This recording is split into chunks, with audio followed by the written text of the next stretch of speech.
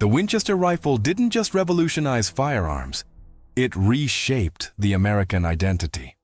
In the dust-choked wake of westward expansion, it became more than a tool of conquest. It became a myth. The lever-action repeater could fire bullets with unmatched speed, reloading in seconds, unleashing a storm of death with mechanical grace. Soldiers, bounty hunters, and settlers carried it like a talisman, a key to power on the untamed frontier. But behind every shot fired was a cost, an unseen tally of souls. Native Americans, outlaws, innocents caught in the crossfire. Each death fed the legacy of the rifle, and eventually, the curse that would devour Sarah Winchester. Born Sarah Lockwood Pardee in 1839, she was a prodigy of her time. Her intelligence was striking, even unsettling to some. She mastered languages by adolescence, performed complex musical compositions with poise, and moved through New England's upper-class society with both grace and intellect. Her marriage to William Wirt Winchester seemed to seal her fate as one of America's most envied women. William, the only son of Oliver Winchester, the founder of the Winchester Repeating Arms Company, was destined to inherit one of the most lucrative weapons empires in history. With him, Sarah had wealth, status, and seemingly limitless opportunity. But fate, it seemed, was not content to let her flourish in peace. The couple's joy was short-lived. In 1866, their infant daughter Annie was born, but her life was measured in weeks, not years. She withered from marasmus, a condition that starves the body of vital nutrients despite feeding. Sarah watched helplessly as her baby shrank and faded like a candle in a draught. The death of Annie shattered something in her, something that would never be restored. Sarah's grief turned inward, quiet and consuming. Those close to her noticed she no longer played piano. Her letters became sparse, her voice softer, as if she feared being overheard by something beyond the veil. Then came another blow. In 1881, tuberculosis stole William, leaving Sarah both a widow and the sole heiress to the Winchester fortune. At the age of 42, she inherited over $20 million, an unimaginable sum at the time, along with a staggering daily income from her husband's shares in the company. But instead of using that fortune to remarry, travel, or return to society, Sarah withdrew. The money brought no comfort. In fact, it seemed to deepen her isolation. Rumors began to swirl, that she was cursed, that she spoke to spirits, that the blood spilled by the rifle's deadly precision had stained her soul. Sarah's search for answers led her to the world of spiritualism, a movement that had gripped the nation with its seances, mediums, and promises of communication with the beyond. In Boston, inside a dim parlor thick with incense and anticipation, she sat across from a medium who claimed to be a conduit for the dead. As the candlelight wavered, the medium fell into a trance, eyes rolling back, mouth opening to speak in a voice not their own. "Sarah," the voice said, low and hollow, "the spirits of those killed by your family's invention surround you. They are restless, angry. You are in great danger, but there is a way to appease them. Build them a house, a sanctuary. Let construction never cease, or they will claim you." It wasn't a warning. It was a sentence. That single séance changed everything. Sarah believed she had been chosen, or doomed, to carry the burden of the lives lost.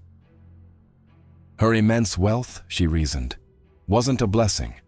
It was blood money, and she had to spend it in service of the dead. Her grief and guilt fused into a singular obsession. She would build, not for herself, but for the souls her husband's rifles had condemned to eternal wandering. And she would never stop. In 1884, she left New Haven for California, settling in the Santa Clara Valley, then a quiet expanse of orchards and sunlit fields. There, she purchased an unfinished 8-room farmhouse and hired a crew of carpenters with one strict instruction. They would work every day, around the clock, without pause, or interruption. Plans changed daily. Rooms were added then sealed. Staircases climbed into ceilings. Windows opened into brick walls. There was no blueprint, only Sarah's visions, dreams, and the cryptic advice she claimed came from spirits. The mansion began to grow in impossible directions, like a living organism mutating under pressure. What started as a modest structure ballooned into a 7-story maze filled with corridors that looped endlessly, trap doors that led to sudden drops, and rooms with no clear purpose. Some believed she was trying to confuse the spirits, to mislead them through a house with no logical flow. Others thought each room was meant for a specific ghost, a personal apology to a soul taken too soon. But even as the structure expanded, so too did the darkness around it.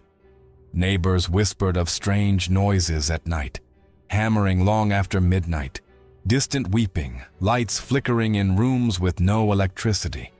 Sarah herself was rarely seen, and when she was, she appeared in black mourning clothes, her face obscured by a veil.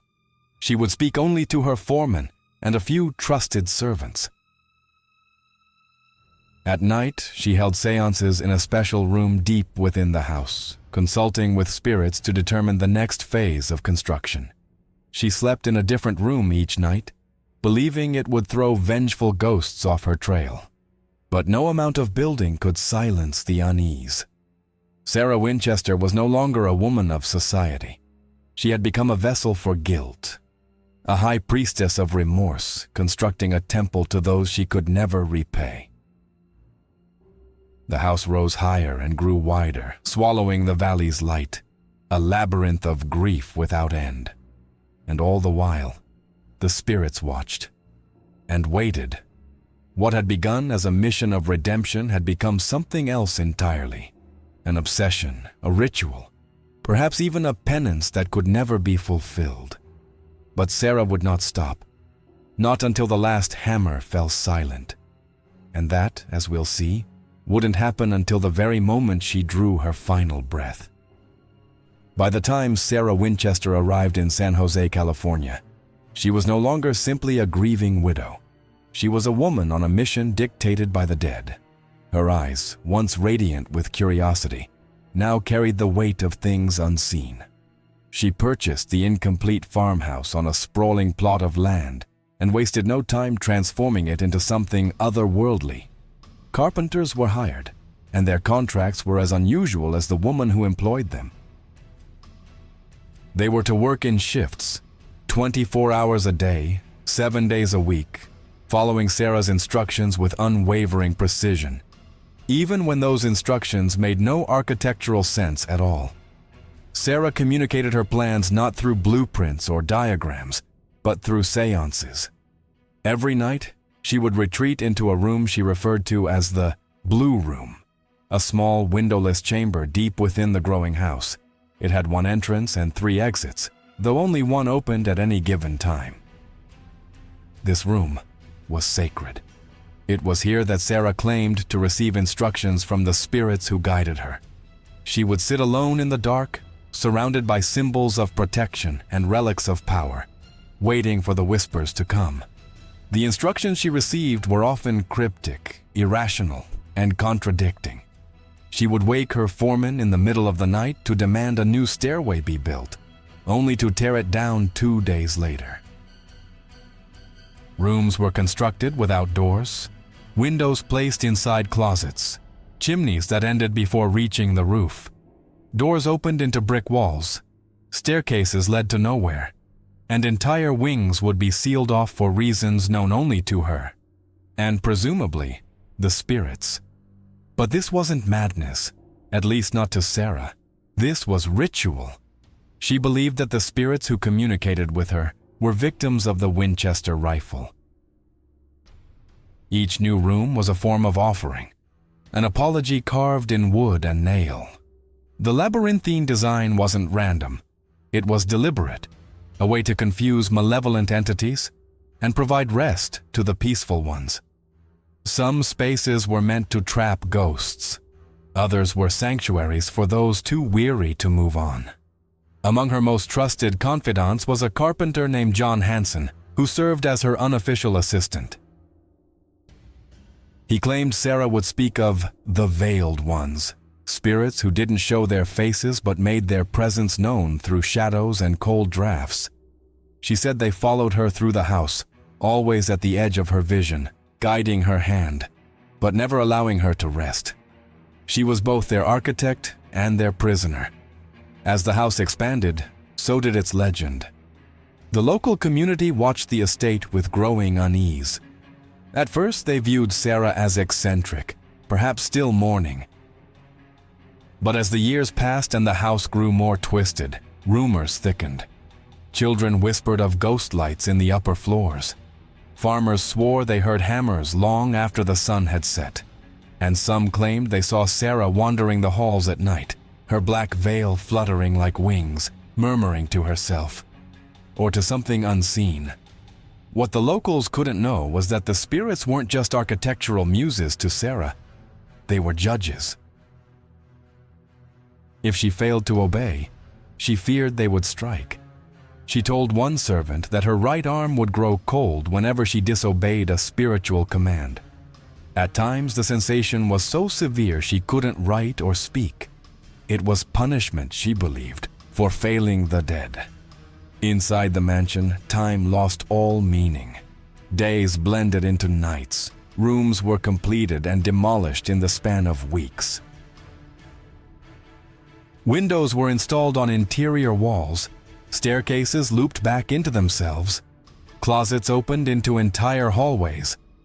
The builders followed orders, rarely questioning her, though they often whispered among themselves about the strange happenings, the missing tools, the eerie knocking sounds, the feeling of being watched in rooms that hadn't existed the day before.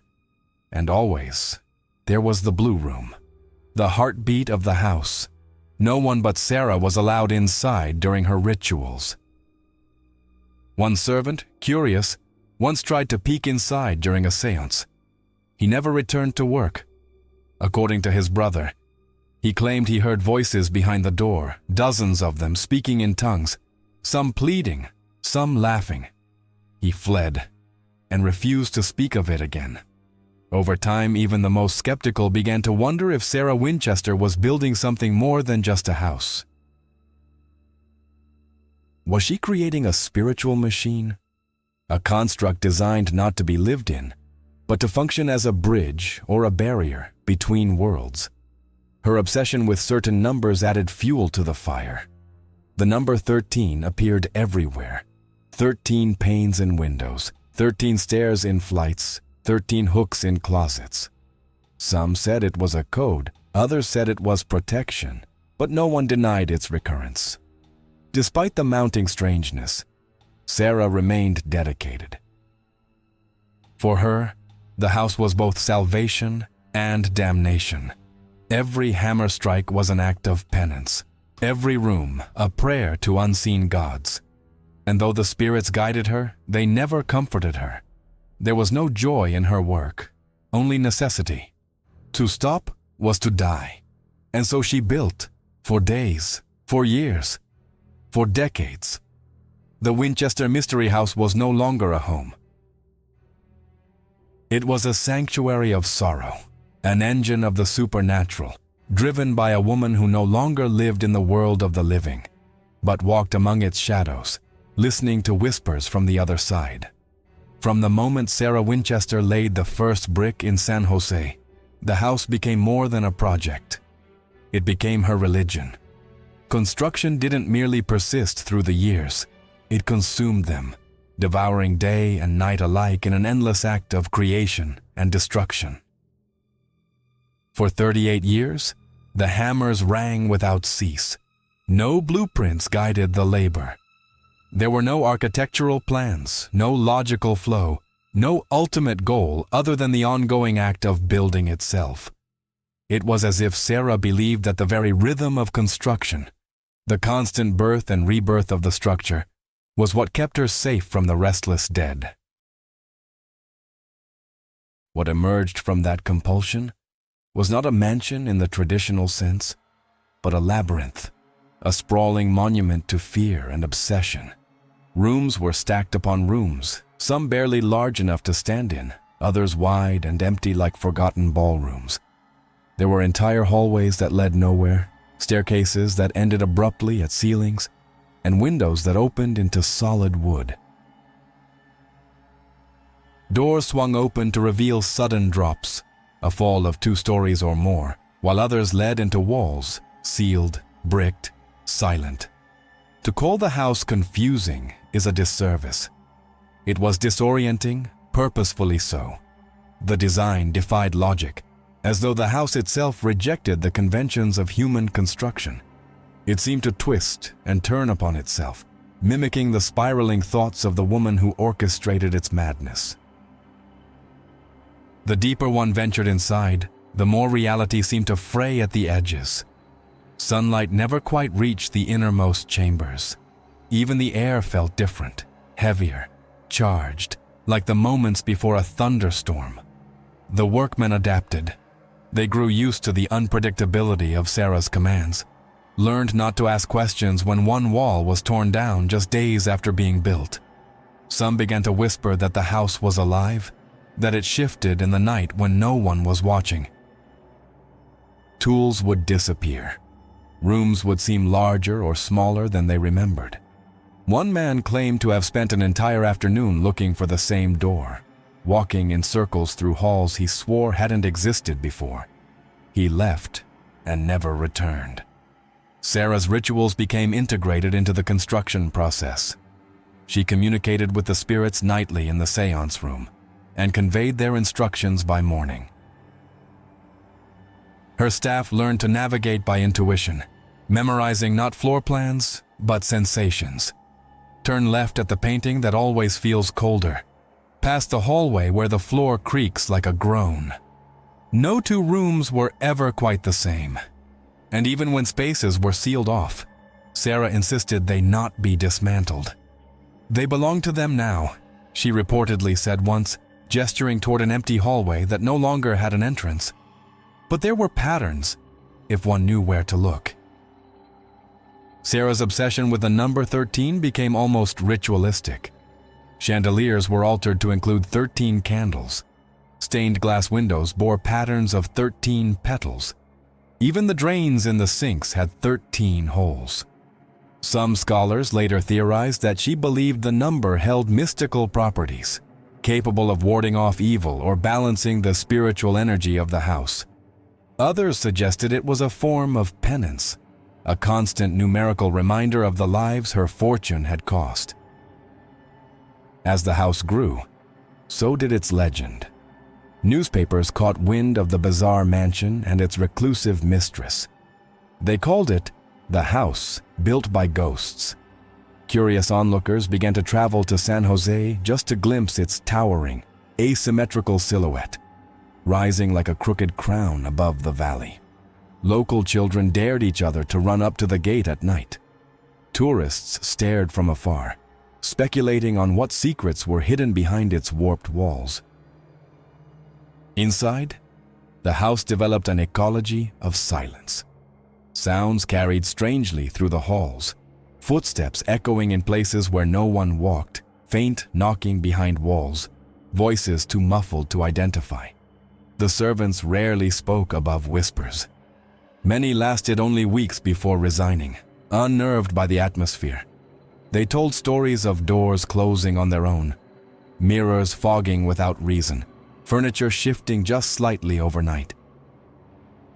One maid recalled waking to find her bed on the opposite side of the room, the imprint of someone lying beside her still pressed into the sheets.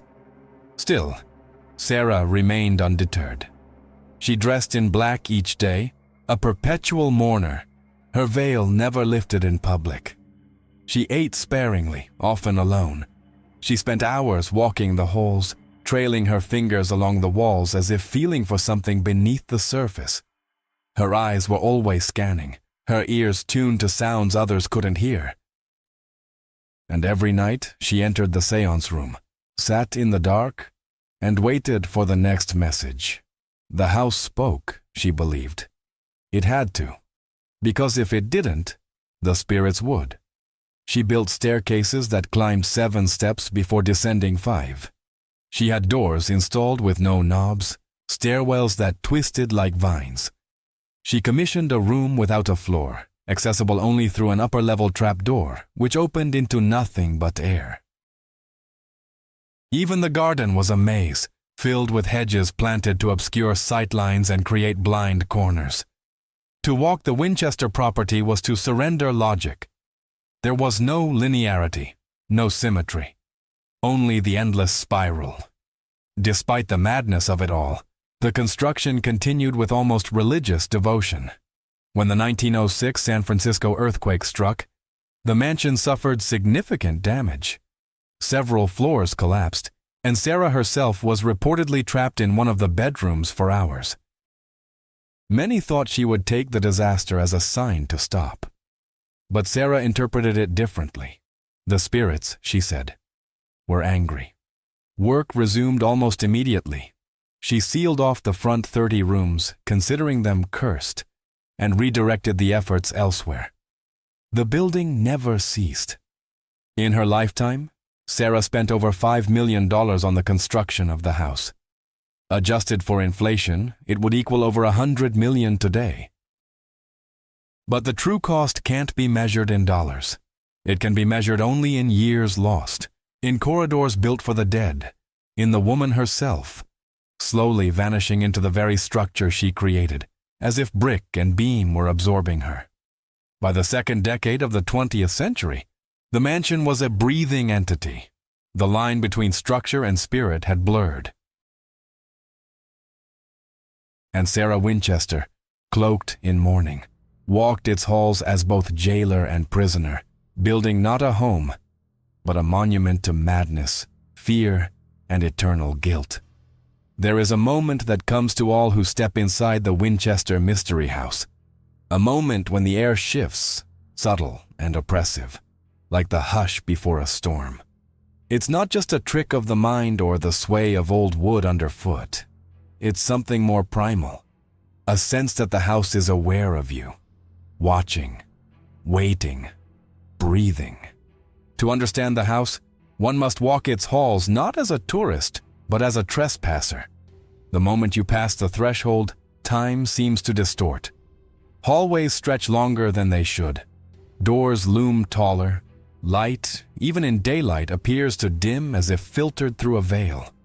The scent of aged wood and ancient dust hangs thick in the air. And beneath it, something else. Something metallic, faintly sour. The smell of forgotten memories, perhaps. Or regret. At first glance, the Winchester Mystery House resembles a grand Victorian mansion, with ornate gables, hand-carved banisters, and stained glass windows that shimmer with biblical motifs. But those windows face interior walls. Some are etched with cryptic phrases. Wide is the gate and broad is the way that leadeth to destruction. A warning, a confession. No one knows, and Sarah never explained. The ceilings vary in height from room to room, some low enough to force even average-sized visitors to crouch, others soaring high into darkened peaks. Floorboards creak not just beneath your steps, but in rooms above and below, even when they're empty. Mirrors appear in strange places, often reflecting nothing but blank walls or pitch-black corners. In one room, the wallpaper pattern seems to shift slightly if stared at long enough. Tiny vines and roses twisting, curling, forming shapes that don't quite make sense. Staircases are everywhere, some wide and majestic, others narrow and impossibly steep. One of the most infamous climbs 7 steps up, then descends 11, arriving at a destination mere feet from where it began. It exists for no purpose other than confusion. Another staircase rises in a tight spiral, so narrow it feels more like a tunnel. Its steps are shallow, built that way to accommodate Sarah's severe arthritis. But their rhythm is disorienting. Up, up, pause, up, up. It feels like climbing into madness. There are rooms that exist in silence, rooms so quiet the ticking of your own wristwatch becomes deafening. Others hum with unexplained energy, where the temperature drops abruptly and the light bulbs flicker even on sunny afternoons. Visitors report the sensation of being followed, though no footsteps echo behind them. Cold spots appear in corners, and some claim to see breath fog their vision even in midsummer. In one corridor, the shadows don't seem to fall in the right direction, and more than one guest has walked the length only to end up where they started, as though the hallway had curved without them noticing. Then there's the séance room. Small, unadorned, almost plain, yet undeniably wrong. It has one entrance, but 3 doors. 2 of them open into solid walls. The third leads to a secret passage that opens into a closet on the 2nd floor. It is said that Sarah entered this room nightly, speaking with the spirits, receiving their instructions. No one else was ever allowed in during these sessions. One servant once peeked through the keyhole and swore he saw a flickering blue light dancing around the room, though there was no lantern or candle. His eyes turned bloodshot within hours, and he was gone the next day. The architecture of the house isn't just confusing, it's designed to disorient, to trap. Entire wings have no exits. Windows face brick. Cabinets open into voids. One room, perfectly preserved, has no floorboards, just the open space to the floor below. A death trap, unless you knew the layout by heart. Some theorize that Sarah was constructing spiritual holding cells, rooms where malevolent spirits could be confined, their energy absorbed by the house. Others suggest that each room is a fragment of her mind, built from memory and fear, like architectural scars of her trauma. More than one visitor has emerged from the mansion visibly shaken, swearing they heard voices, sometimes calling their names. One woman claimed she felt something grab her ankle on the 4th floor. A man fainted after entering a room he described as too full. When pressed, he said it wasn't the space that overwhelmed him, it was the feeling, as though the room wasn't empty, but already occupied. Even the staff today tread lightly through the halls. Many refuse to enter certain areas alone. Security footage often captures strange anomalies, shapes that vanish on closer inspection, lights that pulse in patterns, doors swinging closed with no wind.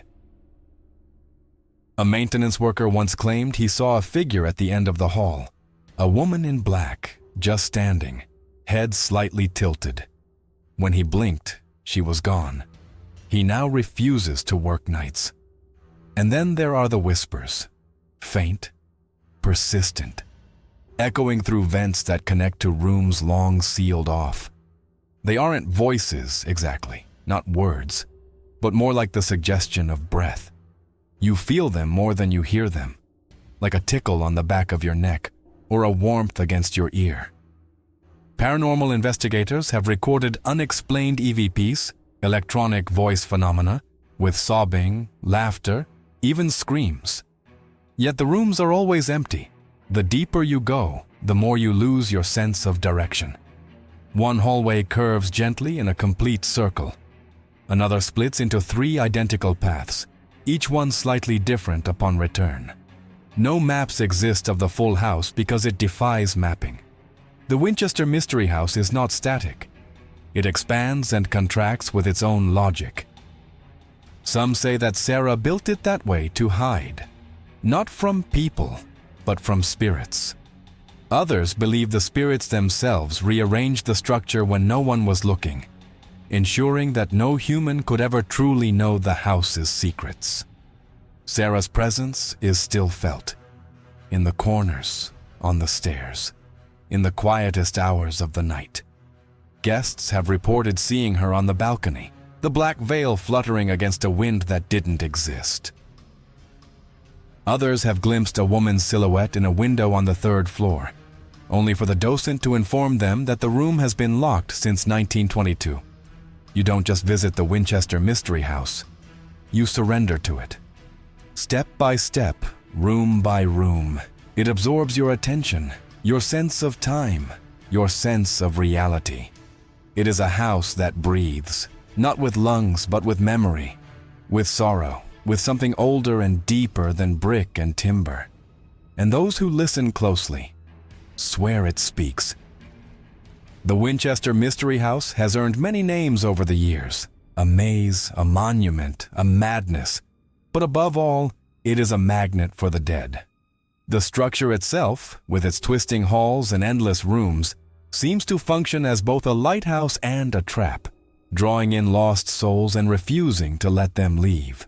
For over a century, visitors and staff alike have reported the same unnerving experiences: encounters with the unexplained, the unsettling, and the unmistakably supernatural. What began as whispers and shadows soon evolved into something darker, something undeniably present. The first documented accounts of hauntings emerged not long after Sarah's death in 1922, but longtime servants later confessed that the mansion had always felt inhabited by more than just the living. Cold spots would appear in rooms even during the hottest California summers. Footsteps echoed behind maids as they moved through sealed corridors. Tools vanished, only to reappear in other parts of the house, sometimes embedded in newly finished walls. There were whispers too, soft and unintelligible, like the rustle of dry leaves across forgotten tombstones. One of the most commonly encountered apparitions is that of a man believed to be a former carpenter. Dressed in 19th century work clothes, he's often seen in the basement, pushing a wheelbarrow or inspecting pipes. Witnesses say he doesn't acknowledge them, doesn't seem to see them at all. He simply repeats his task, vanishing when approached, like a needle skipping on a haunted record. Paranormal investigators who've attempted to film him have captured nothing but flickering shadows and inexplicable equipment malfunctions. But not all spirits in the house are passive. One room on the 3rd floor, known among the staff as the no entry room, has been the site of numerous unexplained incidents.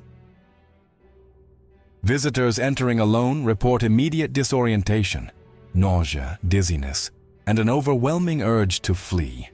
Photographs taken inside often reveal orbs, streaks of light, or strange mists that weren't visible to the naked eye. One man claimed to hear breathing just inches from his ear. Another said he felt fingers graze his back despite being alone. And then there's the crying girl.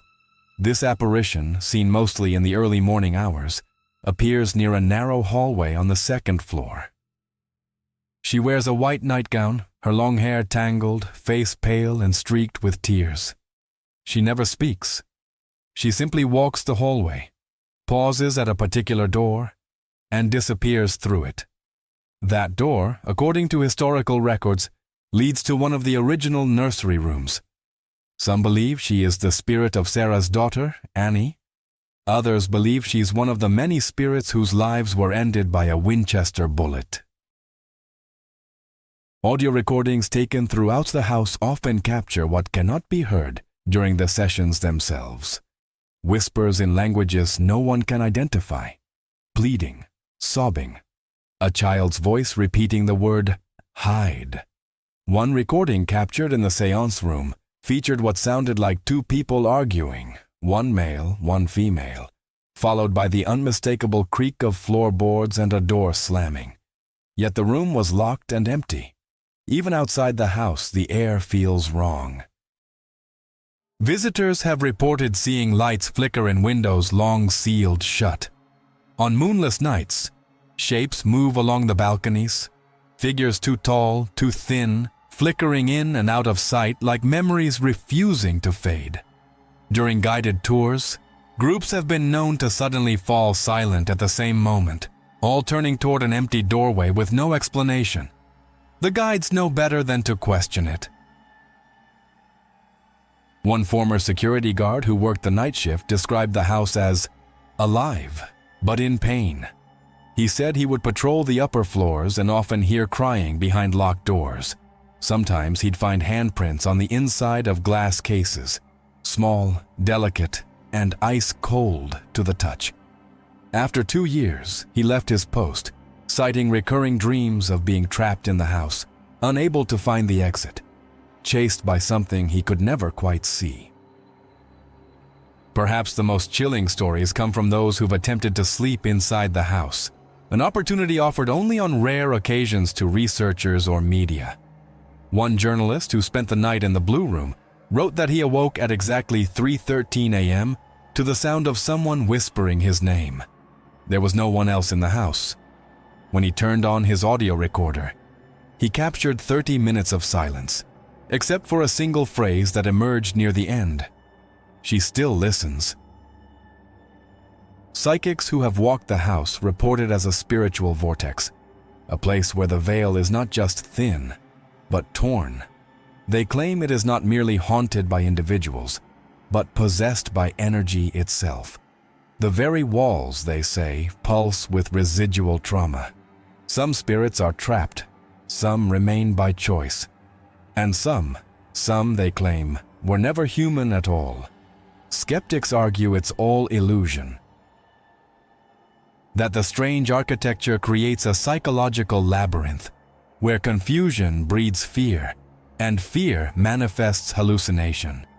But believers point to the consistency of experiences, the patterns of activity, the physical evidence that defies simple explanation.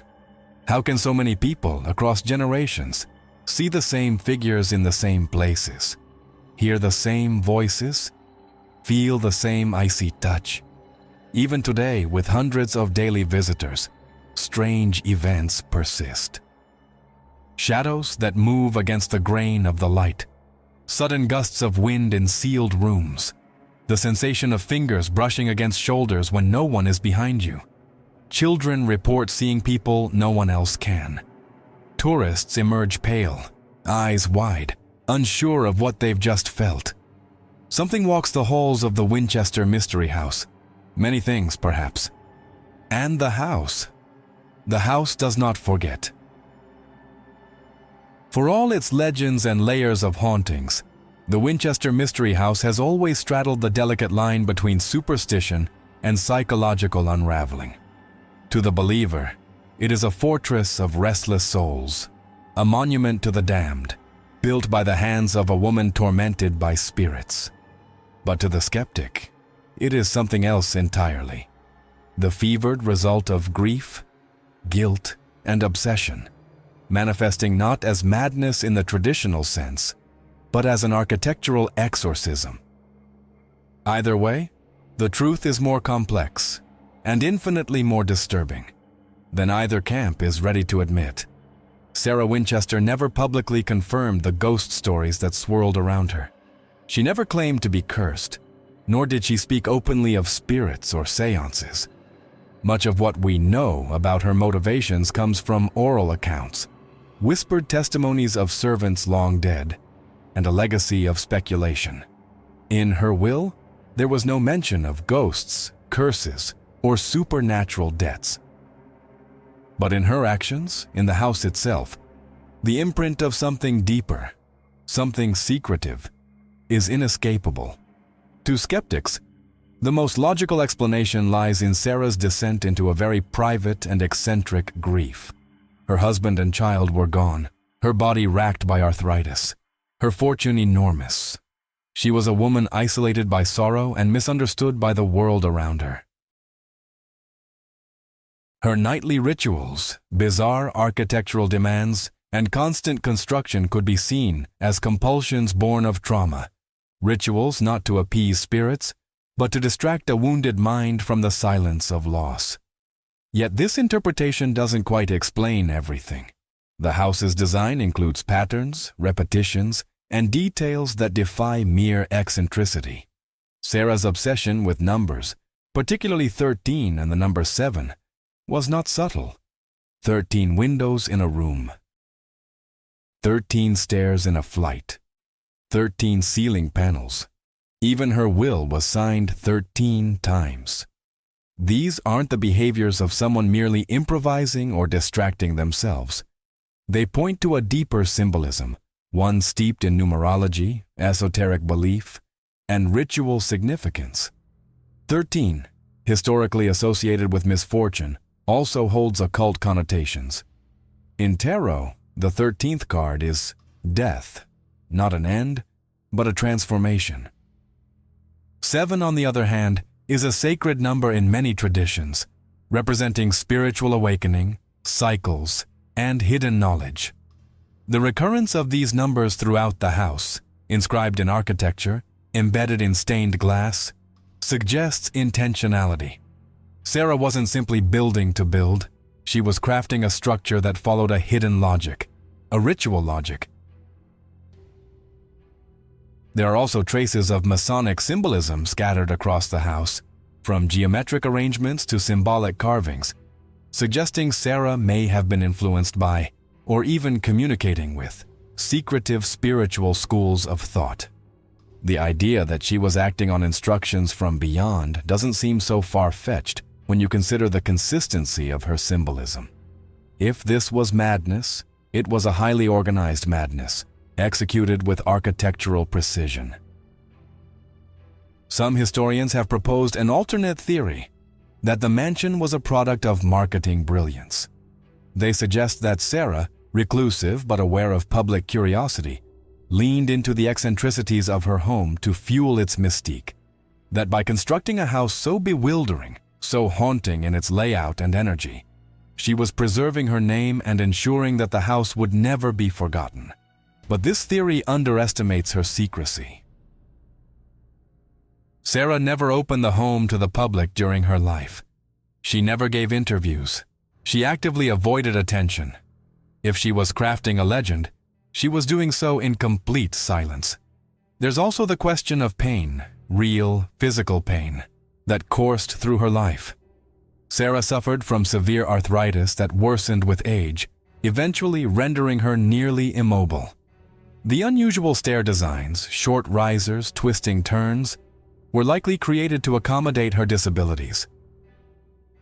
But even these practical modifications were executed with strange excess. Why so many stairs that led nowhere? Why so many doors that opened into nothing? It's here that psychology meets the supernatural. Perhaps the house itself became a map of Sarah's mind, twisting, uncertain, filled with dead ends and looping thoughts. A tangible representation of her guilt, her sorrow, her isolation. She may have built to escape the silence of a too large house, or to drown out the sound of something only she could hear. And still, the hauntings persist. After Sarah's death, researchers, journalists, and thrill-seekers flooded the house in search of answers. Some dismissed the place as a curiosity. Others felt something different. One parapsychologist described the mansion as a resonance chamber, a structure designed, consciously or unconsciously, to amplify psychic energy. He noted that the strange angles, repeating patterns, and irregular room shapes could act like prisms for emotional residue. The house, in this theory, doesn't house spirits. It creates them. Even skeptics who walk the mansion often leave with unease. Perhaps it's the disorienting architecture. Perhaps it's the silence. Or perhaps it's the sense that something is still unfinished, even after all these years. There are places in the house where cell phones lose signal, where compasses spin wildly, where people report losing track of time. The Blue Room, the Séance Room, the Switchback Staircase, all are sites of frequent phenomena, and all are loaded with symbolic intent. To dismiss this as chance feels reductive. To believe it's all orchestrated madness feels naive. So where does the truth lie? In Sarah's silence? In the rooms built for no one? In the voices that call out from the walls? We don't know. We may never know. But what's certain is this. The Winchester Mystery House wasn't just built from wood and glass. It was built from sorrow, secrets, and a language of symbols older than the house itself. It's a structure encoded with a message no one has yet deciphered. And the moment you step inside, you become part of it. I didn't plan on going to the Winchester Mystery House, not really. Like most people, I'd heard the stories. Ghosts in the walls, stairs to nowhere. The woman who built until she died. But stories are just stories. Until the walls start to move. It was a late October afternoon, and the California sky had that eerie, colorless hue that comes before the sun truly sets, like the world had forgotten to finish the day. I was in San Jose for work and had a few hours to spare. The old house loomed only a few miles from my hotel, and something, curiosity maybe, pulled me in. Even from the parking lot, the Winchester house exuded presence. It wasn't just large, it was overwhelming. A sprawling, tangled crown of turrets and gables and windows that seemed to watch you. It felt less like a building and more like a frozen wave of architecture, caught mid-surge, just seconds before consuming the ground beneath it. The tour guide was friendly, rehearsed. She smiled through the familiar stories, Sarah's grief, the ghosts, the endless construction. But as soon as the group stepped through the front door, something in the air shifted. The moment the heavy wooden door clicked shut behind us, it felt like the house exhaled, and I was inside its breath. The temperature dropped. Not enough to blame on air conditioning, but enough to raise the hair on my arms. My ears popped slightly, as though we'd entered a different altitude. The first hallway seemed innocent enough. High ceilings, stained glass windows, polished floors. But then we took a left turn, and nothing made sense after that. We passed through 6 different rooms in the next 2 minutes, each one with a slightly off symmetry. One had a sloped floor that forced you to lean forward unnaturally. Another had no windows at all, but somehow the light felt filtered, as if moonlight were coming from nowhere. In one room, I felt certain there were more doorways when we entered than when we left. I remember a hallway that narrowed just enough to make me feel compressed, like the walls were inching inward. No one else commented on it. A tall man behind me bumped his shoulder and laughed it off. I wasn't laughing. The corners of the hallway seemed to darken with each step. My footsteps didn't echo right. They sounded muffled, swallowed. Then came the séance room. The guide called it Sarah's inner sanctum. The moment I crossed the threshold, I felt a tingling at the base of my skull, like static crawling through my nerves. The room was small, claustrophobically so. The wood paneling gleamed in the dim light, and the ceiling hung low like it was pressing down on everyone. One door behind me wouldn't open. The guide said it hadn't for years, yet we'd all seen her use it on the way in. My heart rate spiked. I wasn't anxious, not exactly. It was more like anticipation, but for what I didn't know. I glanced at the others. One woman was sweating. A man was rubbing his wrist repeatedly like something hurt. The guide's smile faltered for the first time. We left the room. I was last to exit. I swear to you, as I stepped out, I heard someone whisper my name, exactly how my mother used to say it when I was a child. The voice was soft, feminine, pleading. There was no one behind me. I didn't say anything. Not yet. The next set of rooms blurred. My memory of them is choppy, like they've been cut out and pasted back wrong. We entered a room with mirrored panels, and I remember seeing someone standing behind me in the reflection. A man with a beard, his face partially obscured by shadow. I turned. No one. When I looked back at the mirror, the reflection was just me. In the attic, things turned. There was a small room, barely large enough to stand in, with a single window looking out onto a brick wall, just inches away. The guide said nothing and kept walking, but I lingered. The moment I stepped inside, the world went silent. No footsteps, no voices, not even my own breath. It was as if the air had been sucked out. And then I felt it, not cold, not heat, pressure. It pressed down on my shoulders, my chest. I tried to move, but my limbs felt slow. I wasn't afraid. I was remembering. Flashes of things that weren't mine. war, desert, screams, a gunshot. Over and over again. My pulse pounded, but I couldn't leave. I wasn't trapped, not physically, but something held me, something old. The moment broke when someone outside the door called my name, one of the other tourists. I stepped out, and the noise returned all at once like a wave crashing. The woman who called me said, "You looked like you were asleep." I didn't answer. By the end of the tour, we passed the switchback staircase, a narrow, awkward climb with impossibly short steps. I walked it alone. Halfway up, I felt a hand press gently on the center of my back, steadying me, but firm. I turned immediately. No one. The stairwell behind me was empty, but I could still feel the warmth of the touch. When we reached the exit, the guide smiled again, the routine back in place, but her eyes lingered on mine as she handed me the brochure. "Some people bring something out with them," she said quietly. "Most forget. Some don't." I didn't sleep that night. Every creak in the hotel felt too loud, every corner too dark.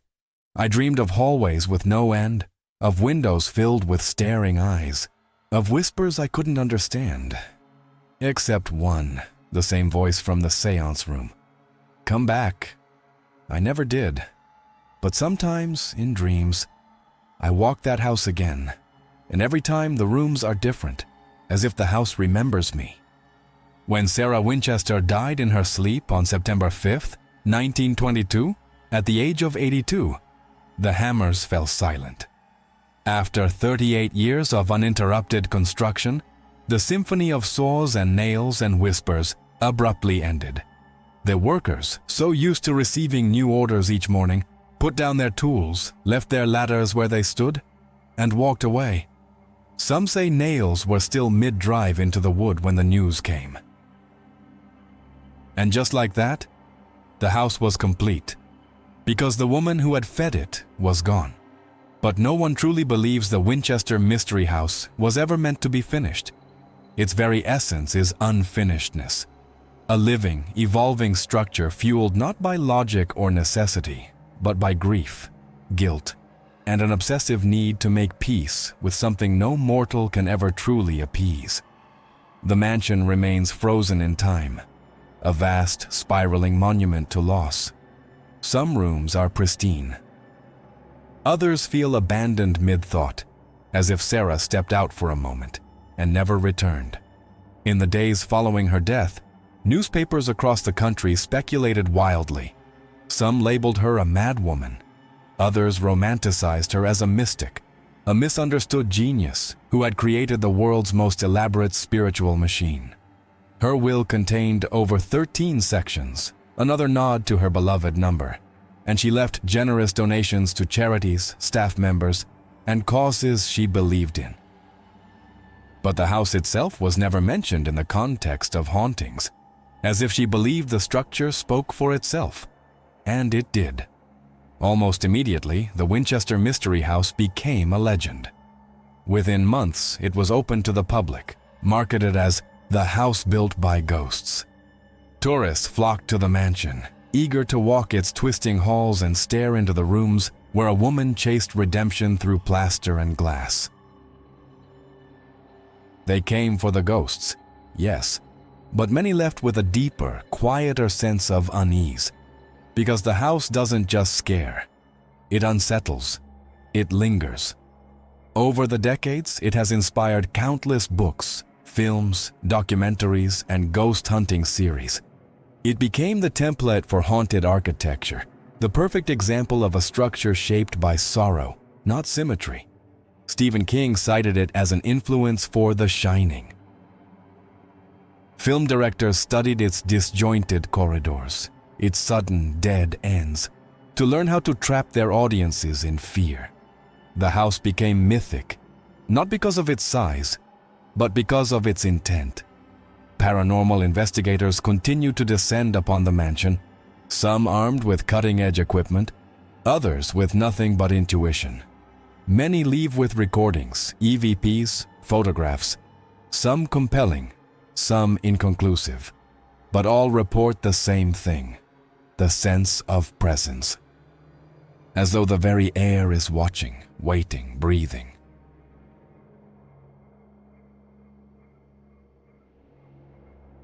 And through it all, the question persists.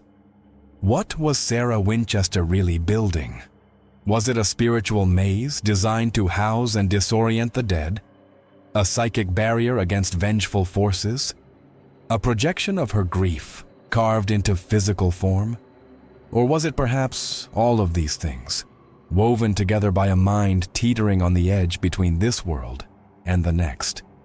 Some modern theorists suggest the house is a psychogeographic anomaly, a place where the emotional weight of its creator reshaped space itself, that the labyrinthine corridors were not just for spirits, but reflections of neural pathways, Sarah's grief rendered in timber and glass. Each sealed room a buried memory, each looping hallway a broken thought. That the house is, in effect, her haunted mind turned outward. But others believe the answer is simpler and far more terrifying. They believe the house worked. That by never finishing, by never allowing the dead to fully settle, Sarah created a kind of spiritual purgatory, one that persists to this day. That the house doesn't contain ghosts because of its legend, but because it was built for them. That it is their sanctuary, their trap, their kingdom.